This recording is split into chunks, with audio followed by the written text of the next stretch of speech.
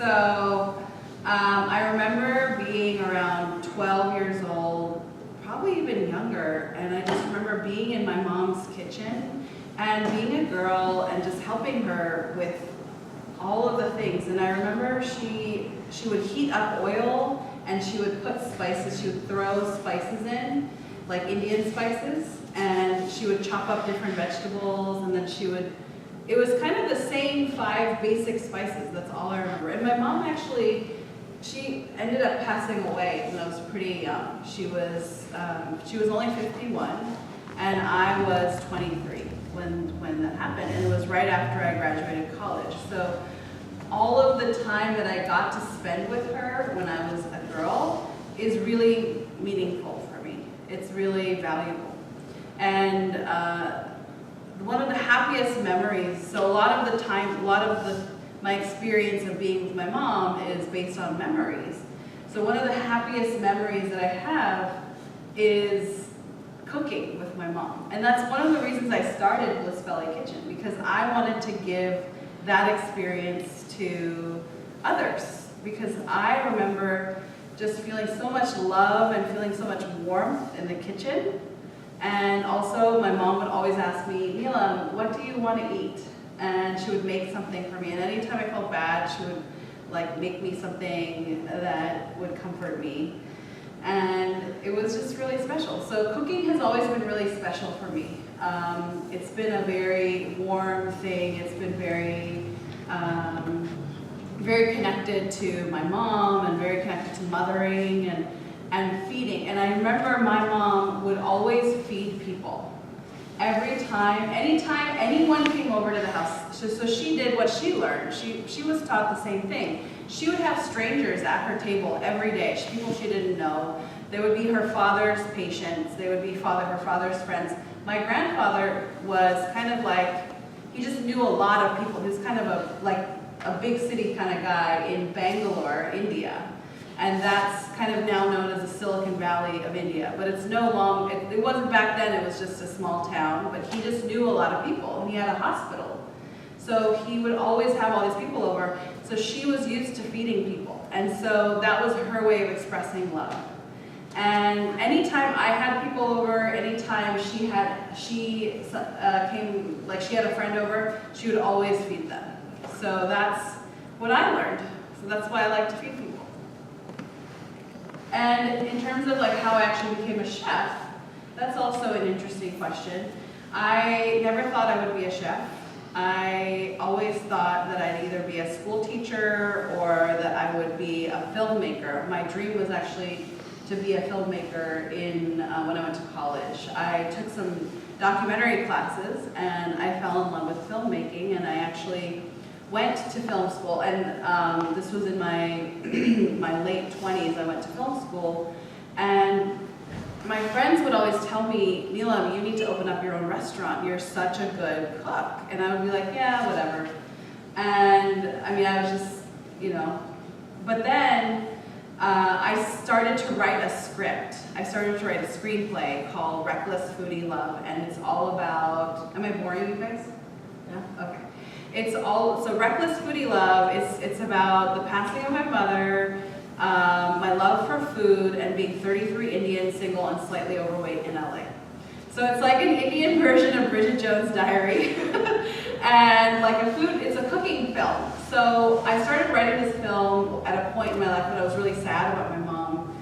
I was really missing her. The one thing that we have in our lives is we have our 2 hands and we have our minds. We can make something, right? We have all been given gifts. Every single one of us in this room is so talented.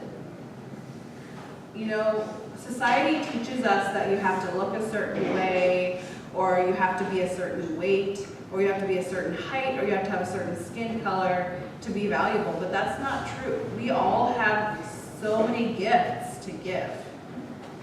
And that's what I decided to do. When I was sad, I decided to write a story. I decided to write my story.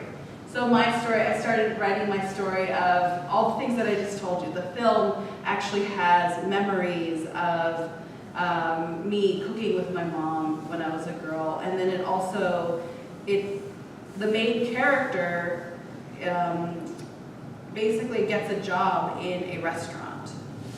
So I really feel like I'm boring you. No? No? Okay.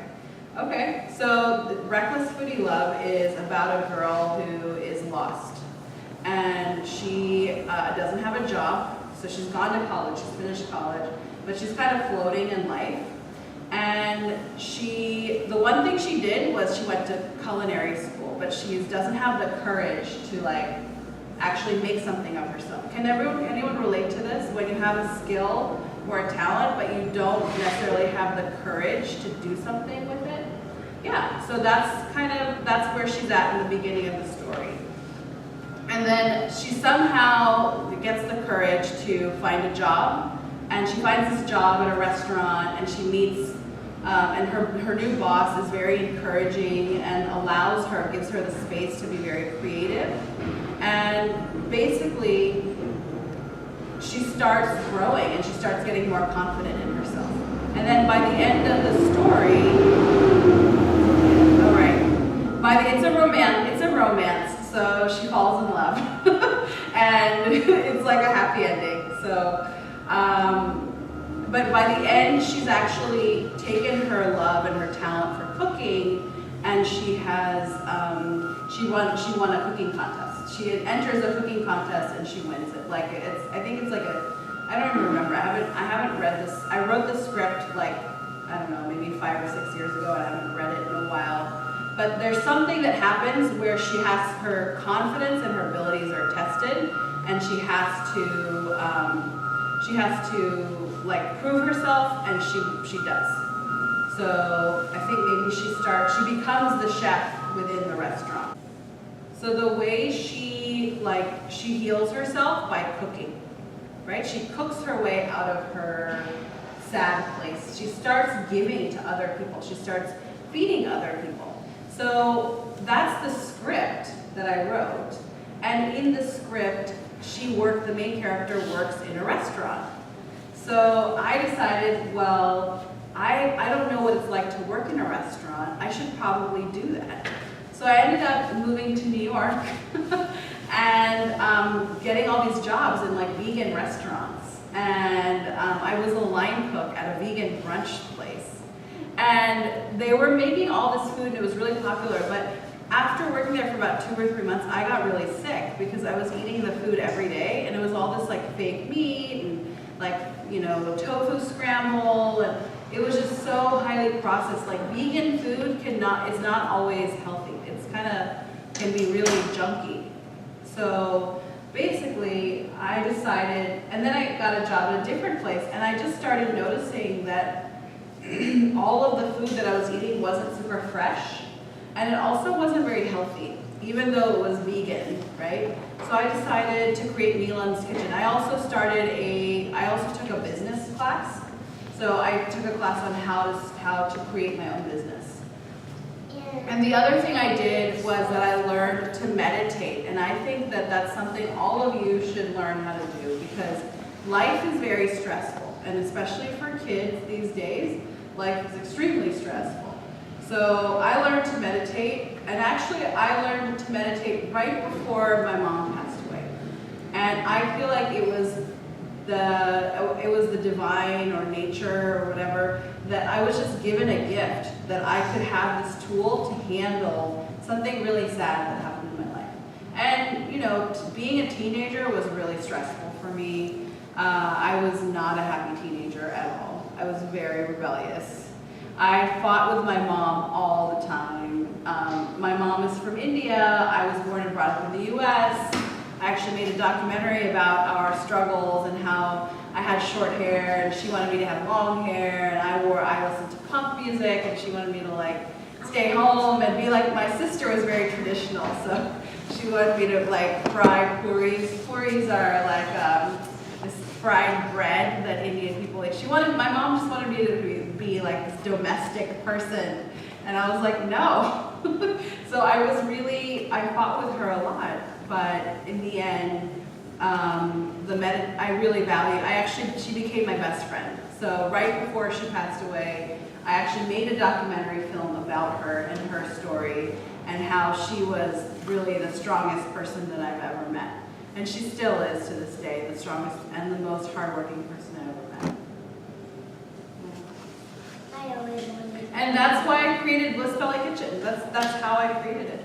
So, so I learned to meditate, and I started taking silence meditation retreats. And the silence retreats, they gave us this kind of food that was really fresh. And that's kind of the food, who's been here for 2 weeks? So the food that we eat in this camp is very fresh, right?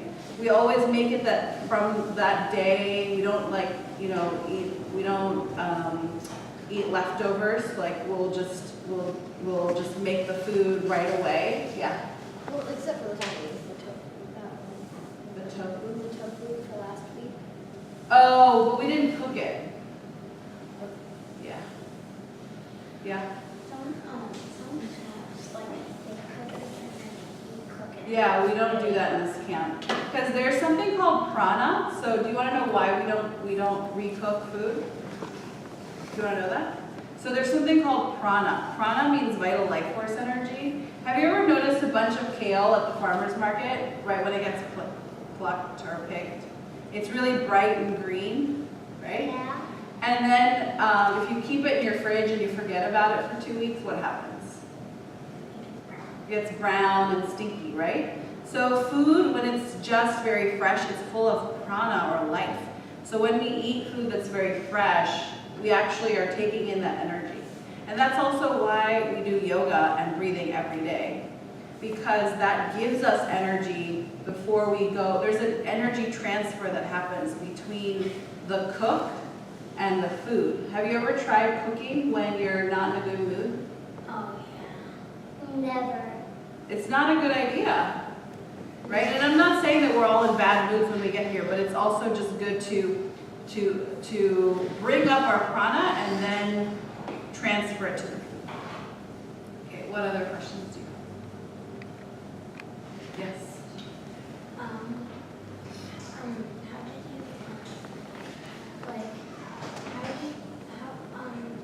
you make such good food?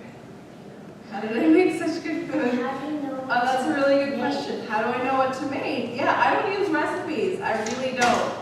How do I make such good food, and how do I not use any recipes? Is anyone else wondering that? No? Yeah? So a lot of it has to do with my meditation practice. I really believe that we all have something called intuition. Do you know what intuition is? What is intuition, Isaiah? It's like, it's hard to explain. It's kind of like your mind kind of has, like, knows, not knows, but like, how do I explain? Like, It's kind of like you know what to do. Yeah, you just know what to do. Yeah, Yeah. so like instinctually. Instinct. It's kind of like instinct. Yeah. So we all have, and actually children are more in touch with their own intuition. As we get older and older, adults get less and less in touch with it. But as you meditate, when you meditate or breathe, your intuition gets stronger. So I do a lot of breathing and meditation practices, and that makes my cooking that much. That's how my food is good. I mean, all of you can be just like me. You just need to do the breathing and meditation that I taught you. And I also teach a different class for kids, which is just breathing. And Julia and Kai went through the teenager version, but I teach a kids version, and that you learn a breathing practice called sky breathing. And that is something that has helped me so much, and it helps me every day be a good cook.